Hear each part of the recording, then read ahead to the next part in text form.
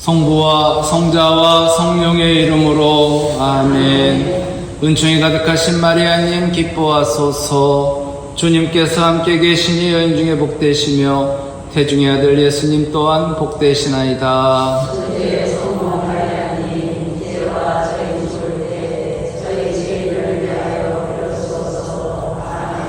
성부와 성자와 성령의 이름으로 아멘. 오늘은 지난주에 하던 거 잠시 멈추고 하느님의 마음을 움직이는 마음의 기도에 대해서 오늘 내일 또 길면 그 다음 주까지 한번 천천히 알아볼까 합니다. 이제 주 내용은 사무엘 예언자의 엄마 한나 이야기예요. 어머니의 눈물의 기도로 자녀는 위대해진다. 어머니의 눈물을 먹고 자녀는 자랍니다. 이해 가시죠? 나도 그렇게 자라왔고 여러분들도 그렇게 자녀를 키웠을 겁니다. 어머니의 눈물의 기도를 통해 자녀는 위대해집니다. 저는 이런 말을 듣고 참 공감했어요.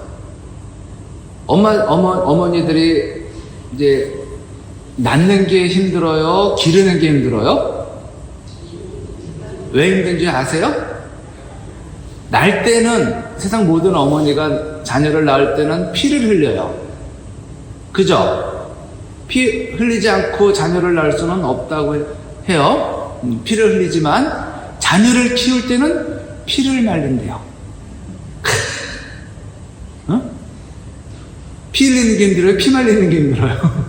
그러니까 당연히 기르는 게 힘들다 그러더라고요. 자녀를 낳을 때는 피를 흘리지만 키울 때는 피를 말린다. 한나가 낳은 사무엘이 위대한 인물이 된 것은 어머니의 눈물의 기도 덕분입니다. 사무엘이 잘나서가 아니에요. 가장 강하고 진한 눈물은 자녀를 위해 흘리는 어머니의 눈물입니다. 드라마를 보고 흘리는 눈물 아니라는 거예요. 아셨죠? 어머니의 몸에서 나오는 가장 고귀한 것이 있다면 그 눈에서 나오는 자녀를 위해 흘리는 눈물이라고 합니다. 사무엘일권 1장 10절. 한나는 마음이 쓰라려 흐느껴 울면서 주님께 기도하였다. 한나는 아들을 얻기 위해 흐느껴 옵니다. 이 당시에 자녀를 못 낳으면 참 구박받던 시대죠. 우리가 조선시대에도 그랬지만 이때는 조선시대가 더 앞에거든요. 아들은 돈이에요. 일할 수 있는 노동력이니까. 아무리 땅이 많아도 자녀가 없으면 일할 사람이 없다는 것과 같다는 거니까 한나는 아들을 얻기에 흐느껴 옵니다. 아들을 낳기 위해 눈물의 기도를 드려요. 그리고 하나님께서 주신 사무엘을 바치던 날 피눈물을 흘렸을 겁니다. 왜 사무엘을 바쳤어요? 약속을 지키기 위해서. 아들 주시면 그 아들 잘 키워서 바치겠다고, 봉헌하겠다고 했으니까. 지금 말로 따지면 아들 하나 주시면 꼭 사제로 봉헌하겠다고 이렇게 근데 막상 그 아들이 성장하면서 참 공부도 잘하고 똑똑하고 이뻐. 막상 들으려고 하면 어떻게 돼요? 아까워. 아깝죠. 결국 사무엘은 어머니의 눈물 속에서 성장한 아들입니다. 하나님께서 받으시는 가장 소중한 제사는 눈물의 제사입니다. 눈물은 하나님께서 만드신 가장 값진 선물입니다. 그런데 우리는 눈물을 흘리지 말라고 어렸을 때부터 배웠어요. 특히 누구는? 남자는. 어디서 남자가 울어? 어디서 사는 놈이 울어? 그러니까 남자가 못 우니까 딴 데 가서 우는 거예요. 울어야 될 때 울지 말라 그런 거야. 아픈데 왜 울지 말라 그래? 슬픈데 왜 울지 말라 그래? 남자는 아픔이 없고 슬픔이 없어요? 근데 우리는 울지 말라 그래. 남자는 태어나서 뭐 3번 우는 거라며. 그게 잘못된 거죠. 그러다 보니까 심지어 여자 화장실은 없겠지만 남자 화장실에는 남자가 흘리지 말아야 할 것은 눈물만이 아닙니다 하면서 별거 다 있어요. 뭐 여자는 뭐 다른 거 있겠죠. 안 들어가서 모르지만. 그러니까 이 눈물을 우리는 너무 잘못 생각하고 있어요. 우리 눈에 눈물을 만드신 분이 바로 하느님이세요. 눈물은요, 치료제예요. 우리 상처를 낫게 하는 치료제 중에 하나인데, 그래서 책 제목도 이래요. 울어야 삽니다. 어느 의사가 쓴 책인데 제목이 울어야 삽니다. 울 땐 울라는 거예요. 초상집 가서 일한답시고 이제 그만 울어 이런 말 하지 마시라는 거예요. 놔두세요. 울 때까지. 나중에 지치면 자기가 근데 울 때는 울어야 되는 거야. 그 슬픔을 이기려고. 근데 우리는 울지 말라 그래. 울 때는 울라고. 아프면 울어. 아프면 울어. 그 눈물을 흘리면서 치유도 되는 건데 우리는 그 치유의 시간을 인정을 안 하는 거죠. 영화 더 패션 오브 더 크라이스트의 마지막 장면에서 예수님이 십자가에서 돌아가실 때 하늘에서 한 방울 하나가 떨어져요. 그게 하느님의 눈물방울로 멜 깁슨은 묘사한 거예요. 멜 깁슨은 하느님의 눈물을 그렇게 묘사한 거예요. 그 눈물은 진한 눈물이었습니다. 하느님 아버지의 심장에서 흘러내린 눈물이었어요. 우리는 언제나 미소를 원합니다. 웃음을 원합니다. 그러나 하느님께서는 우리에게 눈물이 필요한 것을 아세요. 하느님께서는 우리의 눈물을 통해 일하십니다. 우리의 미소보다 눈물을 통해 더욱 값진 일을 하세요. 또한 눈물을 통해 우리의 영혼은 더욱 맑아집니다. 여러분들이 실컷 울고 나면 그때부터 어떻게 해요? 개운하죠? 우는 거예요.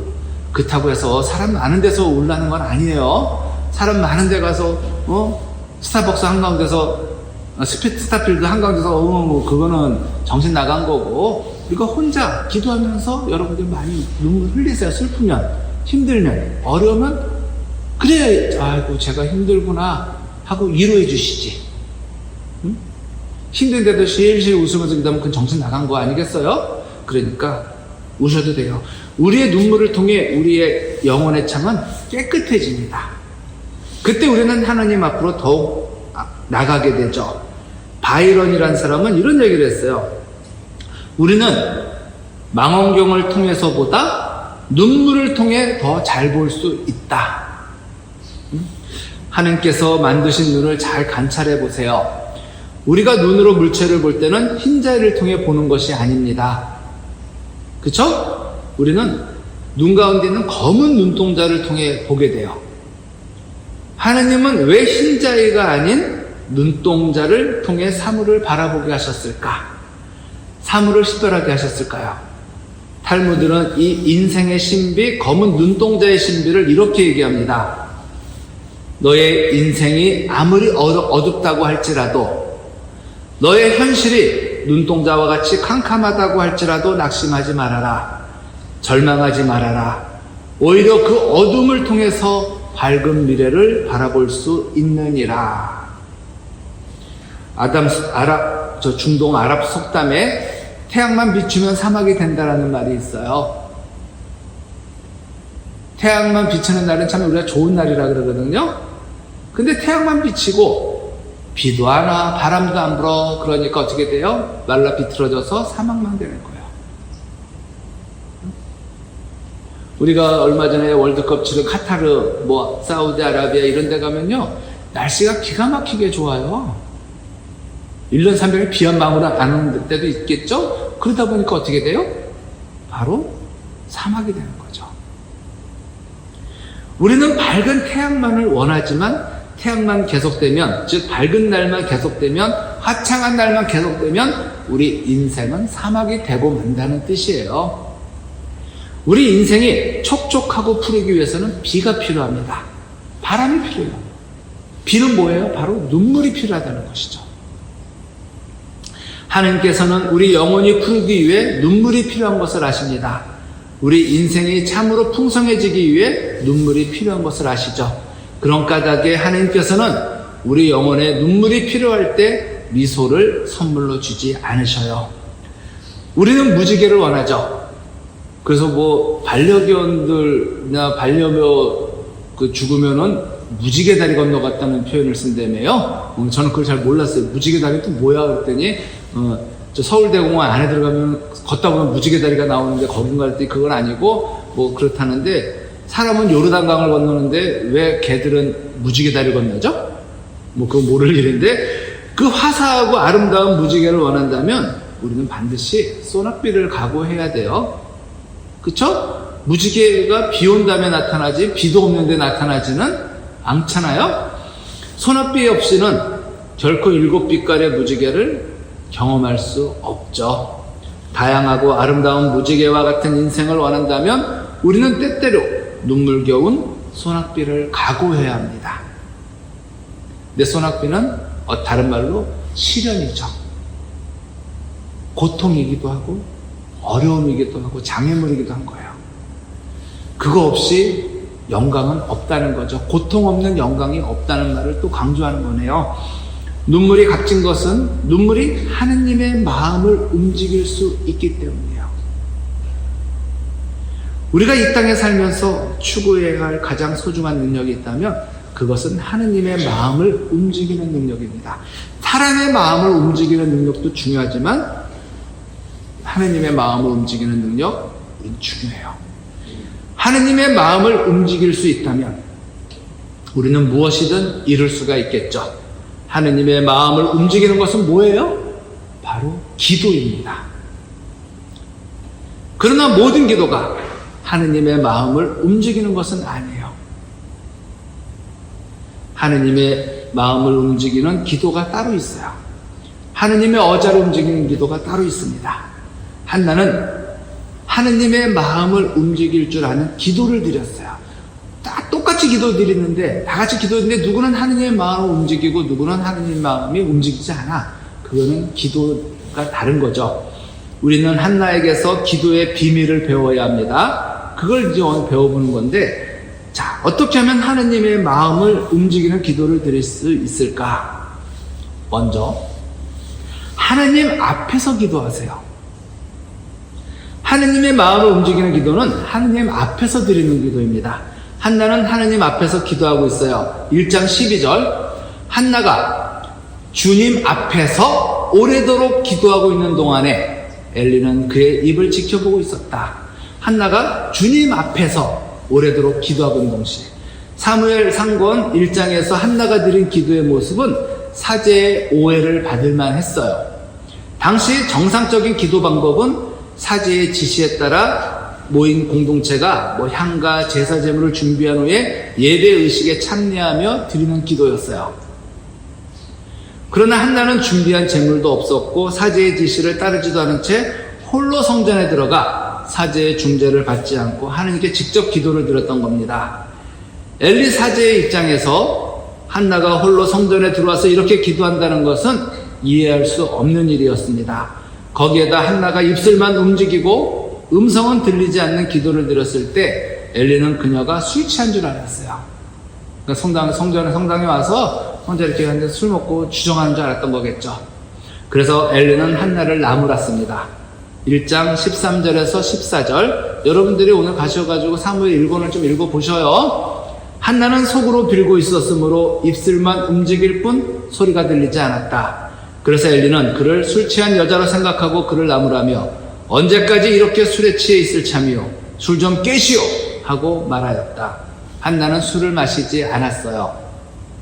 그런데 엘리의 눈에는 술 취한 여자로 보인 것입니다. 한나는 자신이 결코 그런 여자가 아니라고 설명하죠. 그러자 한나가 이렇게 대답하였다. 아닙니다, 나리. 포도주나 독주를 마신 것이 아닙니다. 저는 마음이 무거워 주님 앞에서 제 마음을 털어놓고 있었을 따름입니다. 그러니 당신 여종을 좋지 않은 여자로 여기지 말아 주십시오. 저는 너무 괴롭고 분해서 이제껏 하소연하고 있었을 뿐입니다. 이게 어떻게 보면 우리 기도의 전형이에요. 제 마음을 털어놓고 있는 거, 이게 기도죠. 너무 분해서 이제껏 하소연하고 있는 거, 이게 기도라는 거예요. 좋은 말만 늘어놓는 게 기도는 아니에요. 엘리 사제는 전통적인 기도 방법을 무시한 채 새롭고 독특한 기도를 드리고 있는 한나를 보고 나무랐습니다. 술 취한 여자로 오해를 했죠. 그 당시 사람들이 사제의 지시를 따라 형식적인 기도를 드리고 있을 때 한나는 그 모든 것을 초월해서 하느님 앞에 직접 기도를 드렸어요. 한나의 기도를 설명하기 위해 거듭 사용하고 있는 말은 주님 앞에서입니다. 주님 앞에서. 한나는 종교적인 제도에 매인 기도를 드리지 않았어요. 저는 이거를 설명하면서 여러분들에게 묵주기도를 설명하고 싶어요. 단수에 매이지 마세요. 내가 하루에 몇 단 받치기를 한 건 좋아요. 그 양을 채우는 건 좋지만 어느 순간에 딱 뭐가 오면은 그냥 묵주도 내려놓고 그냥 하나님하고 얘기만 하셔도 돼요. 어떤 형식적인 거에 매이지 말라는 거예요. 하루에 5단 바치고 하루에 5단 바치면 어떻고 50단 바치면 어때요? 50단 바친 사람이 5단 바친 사람보다 더 거룩한 기도를 했다고 장담 못하는 거예요. 왜? 형식, 단수에 치우쳤다면. 근데 5단 바친 사람은 거기에 모든 걸 다 쏟아붓어. 하소연하고 마음을 털어놓고. 그렇다면 단수가 중요한 건 아니거든요. 그리고 시간에 얽매이지 마시고 그녀는 자신의 방식대로 하느님 앞에 마음을 내어놓는 기도를 드렸어요. 엘리의 나무람에 낙담하지도 않았습니다. 한나는 사람들이 주문처럼 외우는 기도문을 의지하지 않았어요. 잘못하면 묵주기도가 여러분들 잘못하면 주문처럼 돼버려요. 하나님 앞에서 자신의 마음을 드리는 기도를 한나는 드렸습니다. 이런 기도를 우리도 드려야 돼요. 한나는 희생제사와 의식을 초월해 성전에서 자신의 필요를 위해 기도를 드린 최초의 여자입니다. 물론 그 안에 앞에 있었는지 모르겠지만 성경에서 보면은 최초의 여자예요. 그녀는 그 시대의 사람들이 부여한 역할에서 벗어나 독특한 방식으로 거룩한 역사에 진입했던 겁니다. 그녀는 희생제사와 의식을 회피한 채 성전에 나타나 자신의 필요를 위해 기도를 드린 최초의 여자, 아마 최초의 평신도로 여겨집니다. 그녀의 행동은 그만큼 비범한 것이었어요. 그 당시의 사제 역할은 지금도 사제 역할이 크지만 그 당시의 사제 역할은 절대적인 거거든요. 한나는 하나님을 알았던 사람이에요. 하나님을 알았던 사람. 하나님께서 번제물보다 희생제물보다 하나님 아는 것을 더 좋아하신다는 사실을 일찍이 알았던 거죠. 호세아서 6장 6절 말씀, 이거는 꼭 여러분들이 외우셔야 돼요. 정녕 내가 바라는 것은 희생제물이 아니라 신이다. 번제물이 아니라 하나님을 아는 예지다. 한나는 허공을 때리는 기도를 드리지 않았습니다. 그녀는 자신이 누구 앞에 나아가서 기도하고 있는지를 알았어요. 그것은 엘리사제 앞으로 나아간 것이 아니었습니다. 그 당시는 기도하려면 사제에게 갔는데 그건 아니라는 거죠. 그녀는 만군의 주님 앞에 나아간 것입니다. 전능하신 하느님 앞에서 기도한 거예요. 여러분들도 기도하려면 주님 앞에 나아가라는 거예요. 그렇다고 그것이 맨날 성전에 오라는 것이 아니라 여러분들이 집에 있을 때도 주님 앞에 나아갈 수 있잖아요. 여러분들 집에는 십자고상이 있을 거고 화장 때도 십자고상이 있을 거고 거기서 딱 주님 바라보면서 하는 거, 주님께 마음을 드리는 자리가 바로 주님 앞에서죠. 자, 한번 성경 구절을 읽어 드릴 테니까 주님이라는 호칭에 주의해 보세요. 한나는 마음이 쓰라려 흐느껴 울면서 주님께 기도하였다. 그는 서원하며 이렇게 말하였다. 만군의 주님, 이 여종의 가련한 모습을 눈여겨보시고 저를 기억하신다면 그리하여 당신 여종을 잊지 않으시고 당신 여종에게 아들 하나만 허락해 주신다면 그 아이를 한평생 주님께 바치고 그 아이의 머리에 면도칼을 대지 않겠습니다. 한나가 주님 앞에서 오래도록 기도하고 있는 동안에 엘리는 그의 입을 지켜보고 있었다. 성경에 나타난 기도를 연구해 보면 하느님의 사람들은 하느님 앞에서 기도한 사실을 거듭 발견할 수 있습니다. 믿음의 조상으로 우리에게 중재 기도의 모범을 보여준 사람이 아브라함이죠. 아브라함이 소돔과 고모라를 위해 기도할 때 그는 주님 앞에서 기도했어요. 그 사람들은 거기에서 몸을 돌려 소돔으로 갔다. 그러나 아브라함은 주님 앞에 그대로 서 있었다. 아브라함이 다가가서 말씀드렸다. 진정 의인을 죄인과 함께 쓸어 버리시렵니까? 아브라함은 주님 앞에 서서 기도하고 있네요. 다윗도 기도할 때 주님 앞에서 기도했어요. 그가 임금이 된 후 성전 건축에 대한 하느님의 뜻을 전달받았을 때 그는 주님 앞에서 기도합니다. 사무엘 2권 7장 18절, 다윗 임금이 주님 앞에 나아가 앉아 아뢰었다. 주 하느님, 제가 누구이기에 또 제 집안이 무엇이기에 당신께서 저를 여기까지 데려오셨습니까? 얼마나 아름다운 장면입니까? 임금이 된 후에도 여전히 겸손하게 하느님 앞에 나아가 앉아서 기도하는 모습이 얼마나 놀라운 모습인지 몰라요. 대부분 힘들고 어려운 가정 속에서 기도 잘하는데 딱 윗자리에 꼭 성공하면 대부분 하느님을 잊어버리거든요. 그래서 인간은 성공할 때 거의 망가져요. 성공하기까지는 안 망가져요. 성공한 다음에 망가져요. 그래서 주의할 게 성공한 다음에 주의해야 되는 거예요. 여러분들, 성공한 다음에 가정이 깨집니다. 성공하는 가정에서는 가정이 안 깨져요. 대부분 가정은 성공한 다음에 깨져요. 그래서 성공하는 것을 성공한 다음에 더 신경 써야 되는 거예요. 아주 쉬운 예를 들어드릴까요? 우리가 로또를 긁을 때 로또가 당첨되기 전까지는 가정 안 깨집니다. 그러나 로또가 당첨돼봐요. 어떻게 돼요? 거의 모든 가정이 깨졌다고 자료도 나와 있어요. 산에 올라갈 때도 우리가 산에 올라가는 것을 비교한다면 정상에 도착하는 것이 성공이잖아요. 산에 올라가기 전까지 그 정상까지 갈 때는 거의 안 다쳐요. 근데 다치는 것은 거기서 내려올 때 다치는 거예요.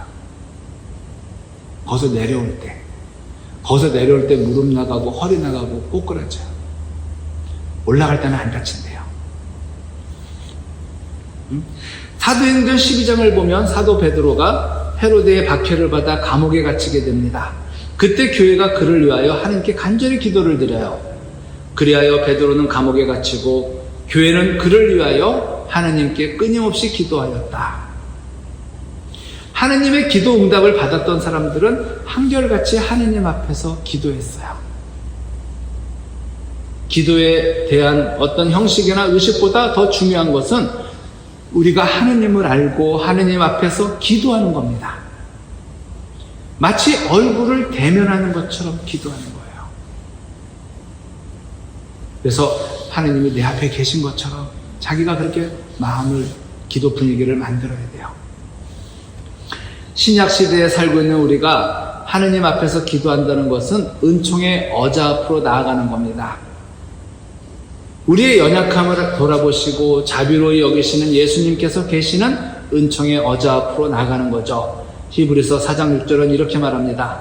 그러므로 확신을 가지고 은총의 어좌로 나아갑시다. 그리하여 자비를 얻고 은총을 받아 필요할 때 도움이 되게 합시다. 우리는 놀라운 특권을 받은 하느님의 자녀들이에요. 그리고 하느님의 은총의 어자는 언제든지 열려 있습니다. 특별한 은총이 필요했던 여인 한나, 그녀가 특별한 은총을 받기 위해 하느님 앞에 나아가서 기도했던 것처럼 우리도 하느님 앞에 나아가서 기도해야겠어요. 그래서 늘 여러분들이 기도를 할 때 주님 앞에 나아가서 기도하는 습관을 기르셔야 돼요. 어디서든 기도하면 상관없지만 특별히 주님 앞에.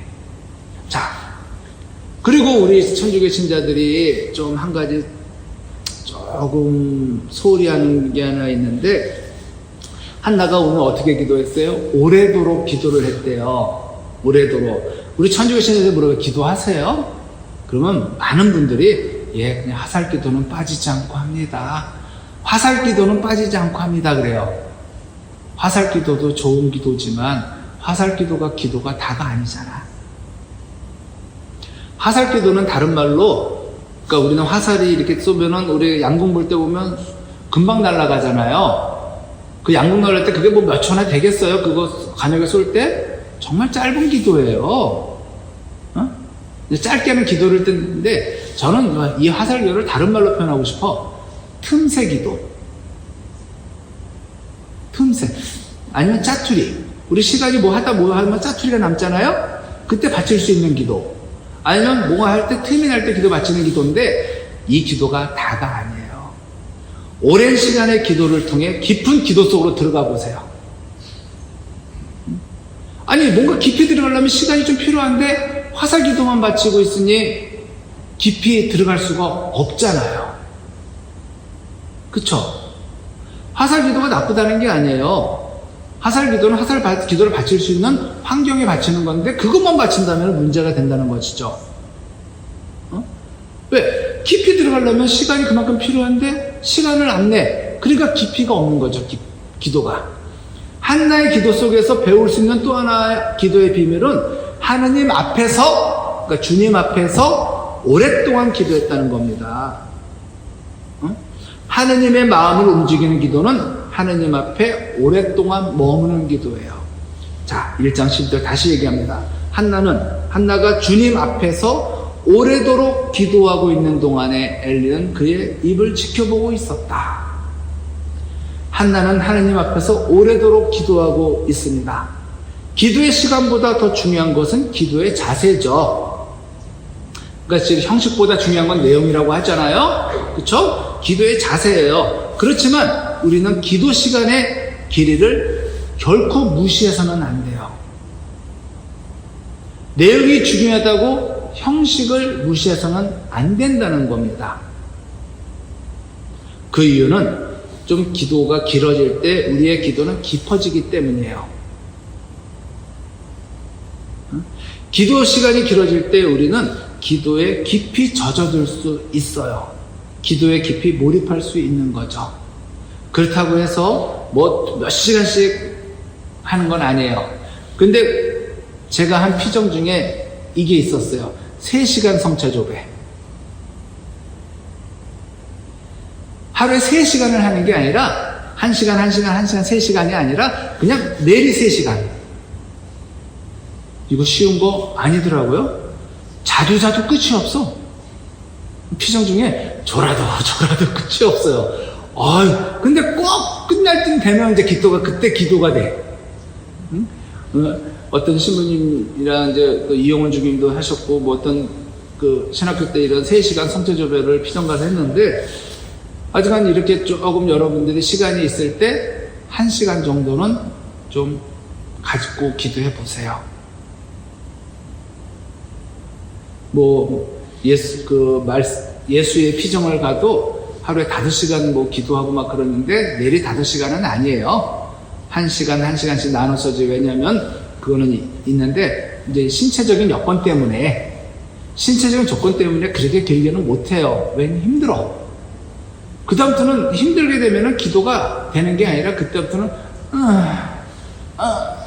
이런 소리가 나와서 안 돼요. 그러니까 여러분들도 한 1시간 정도는 한번 해보실 시간 날 때.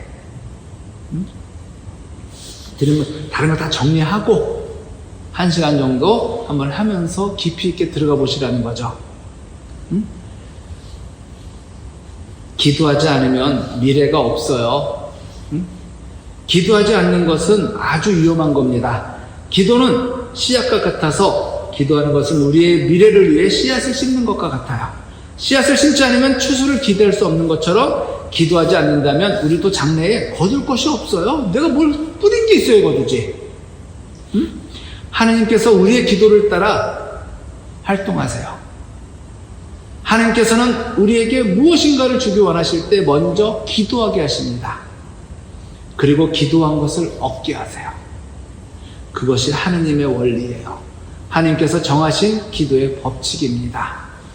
그리고 여러분들은 정말 경계해야 될 게 금방 말씀드린 것처럼 짧은 기도를 경계하세요. 짧은 기도를 하지 말라는 게 아니라 짧은 기도를 경계하라는 겁니다. 기도하지 않는 것보다는 낫죠. 그렇지만 짧은 기도를 경계해야 돼요. 하루 중 어느 시간은 기도에 깊이 젖어드는 시간이 있어야 합니다. 정시간이 없다면 주무시기 전에 누워서 정말 천장에 십자가를 그리면서 정말 조용히 그런 한 15분, 30분이라도 가져보세요. 정말 시간이 없다면 그것만, 그런 시간만이라도. 그때는 누구도 방해하지 않잖아. 그러면요, 금방 잠들어요. 왜 기도만 하려고 그러면 금방 잠이 들까요? 자, 그것이 기도에 깊이 젖어드는 시간이 새벽일 수도 있고, 저녁일 수도 있고, 밤일 수도 있어요. 근데 그거 잘 정해야 돼요. 아침에 애들 학교 가고, 남편 출근하고, 막 그런 시간에 나는 조용히 1시간 묵상하겠다. 에이, 그건 아니지. 응? 나만의 시간이 있어요. 누구에게도 방해받지 않는 나만의 시간을 해보세요. 여러분들이 명동성당을 감다쳐요, 여기서. 그러면 동대문, 옛날 운동장인데 지금은 동대문 역사박물관인가? 거기까지는 가야 돼요. 1시간 정도 걸려요. 갈아타야 되니까. 하남 풍산역에서 전철을 타면 대부분 앉아 갑니다. 참 좋은 동네요. 거의 다 앉아 가요. 검단산역, 시청역인데 자리가 항상 있더라고요. 그쵸? 거기서부터 눈을 감으세요.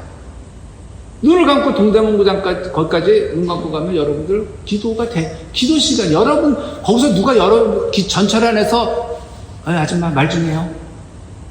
어디 사셔? 이렇게 얘기 거는 분 있어요? 물론 아줌마들끼리는 얘기가 대대. 그럼 배추 어디서 샀어? 어디서 처음 봤는데도 말로 오면서 뭐 하면서 말 잘하지만 딱 눈 감고 이건 나만의 시간이거든. 사람들이 많지만 누구도 나를 건드리지 않아요. 이건 나만의 공간이에요. 나만의 공간에서 나만의 시간 1시간을 가질 수 있는 거예요. 그쵸? 바로 그거예요. 그런 시간도 이용하시면 좋죠. 응? 매일 그런 시간을 내기 어렵다면 일주일에 하루 정도는 깊이 기도할 수 있는 시간도 한번 가져보려고 노력하세요. 또 1년에 며칠 정도는 기도에 전념할 수 있는 시간을 갖도록 해야 되는데 이것이 피정이죠. 우리의 사랑은 우리가 투자하는 시간과 비례합니다. 우리가 사랑하는 것을 늘 생각하고 우리가 사랑하는 것에 가장 많은 시간을 투자하죠. 우리의 시간 사용은 우리가 사랑하는 대상이 무엇인가를 보여주는 거예요. 음악을 좋아하는 사람은 음악에 투자하게 돼 있어요. 시간을, 음악 감상을. 또 미술 좋아하는 사람은 그림 보는 거. 우리가 투자하는 시간에 따라 우리의 사랑의 대상이 결정되고 우리가 투자하는 시간에 따라 우리의 가치가 하느님 기도에 투자도 하지 않으면서 뭘 하느님을 사랑한다고 말할 수 있겠어요? 하느님을 사랑한다면 하느님께 시간을 투자해야죠. 그 투자만큼 위대한 투자가 어디 있어요? 우리는 우리가 가치가 있다고 생각하는 것에 가장 많은 시간을 투자합니다. 여러분들도 자녀들에게 투자하고 있잖아요. 여러분 가정의 수입의 제일 많은 부분이 자녀들에게 투자됐을 거예요. 왜? 가치가 있잖아. 사랑하잖아. 우리가 의미 있다고 생각하는 것에 가장 소중한 시간을 투자하는데 그게 뭐예요? 바로 기도에 이제 시간을 좀 투자하셔야 돼요. 더 늦지 않아야 돼요. 다른 무엇보다 우선순위를 둬야 됩니다. 그러므로 사랑의 비결이에요. 우리가 하느님을 알고 하느님을 사랑하고 하느님을 가장 가치 있는 분으로 믿을 때 우리는 오랜 시간 동안 하느님 앞에 머물게 됩니다. 친밀한 사랑 속에서 오랜 기도를 드릴 수 있어요. 한나는 지혜로운 여자였어요. 한나는 하느님을 알았어요. 하느님을 사랑했고 가장 가치 있는 분으로 알았어요. 한나는 그녀가 원하는 것을 얻기 위해 누구를 만나야 하는지 알았습니다. 누구와 함께 시간을 많이 보내야 하는지 알았죠. 한나는 하느님의 사랑을 믿었고 그 사랑에 의지했어요. 우리도 한나처럼 주님 앞에서 오래도록 기도하는 습관을 길러야 할 겁니다. 그래야 원하는 것을 얻을 수 있지만 그때는 원하는 것을 주지 않으셔도 그것만으로도 감사할 수 있게 돼버려요. 주님께서 다 뜻이 있어서 나에게 안 주셨겠지. 더 좋은 것을 주시기 위해서 이거는 나한테 안 주신 거야 하면서 기도가 뭔가가 바뀌어요. 옛날에는 안 주시면 삐졌는데 이제는 안 주셔도 그거 하느님과 함께한 것만으로도 충분히 감동받고 만족하는 거죠. 이런 한나의 기도. 그래서 한나가 하느님이 사무엘을 안 주셨다고 한들 한나가 하느님을 버렸을까요? 절대 아니었다는 거죠. 여러분들 사도 바오로가 기도를 많이 했겠죠. 그렇죠? 사도 바오로가 3번이나 한 기도가 있어요. 뭘까요? 자기의 몸에 있는 그 가시, 육체의 가시를 없애달라고 기도했어요. 그때 하나님은 뭐라 그랬어요? 너는 지금까지 받은 것만으로도 충분하다. 그러고 나서 바오로 사도가 그 가시를 없애달라고 기도한 적이 없거든요. 어떻게 된 건가요? 둘 중에 하나죠. 낫죠. 나았으니까 기도를 안 할 수도 있었겠고, 또 하나는 뭘까? 그걸로 이제 안 나도 된 거예요. 안 나도 자기는 괜찮은 거예요, 이제. 그러니까 그 기도, 바오로 사도 목사님도 좀 그런 생각이 과연 났을까?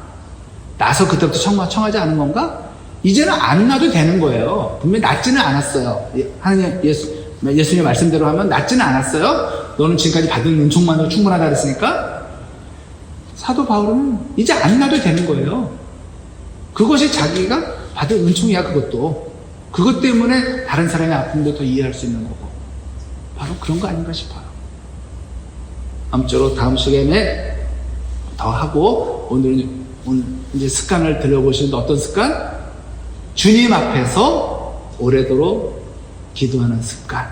뭐 오래도록이라 해가지고 뭐 몇 시간씩 그게 아니라 어느 일정 시간 정했으면 그 시간은 꼭 한번 주님 앞에서 기도하는 습관을 들여보시고, 형식적인 거 하지 말라 그랬지만 그렇게 되기까지는 형식도 중요하다는 거 명심하셔야 돼요. 우리가 자꾸 억지로라도 해봐야 몸에 자연스럽게 배이듯이 기도도 자꾸 억지로라도 해봐야 돼요. 기도와 나눔, 자선은요, 억지로라도 해야 돼요. 그래야 몸에 배어서 자연스럽게 나오더라니까. 영광이 성부와 성자와 성령께, 성부와 성자와 성령.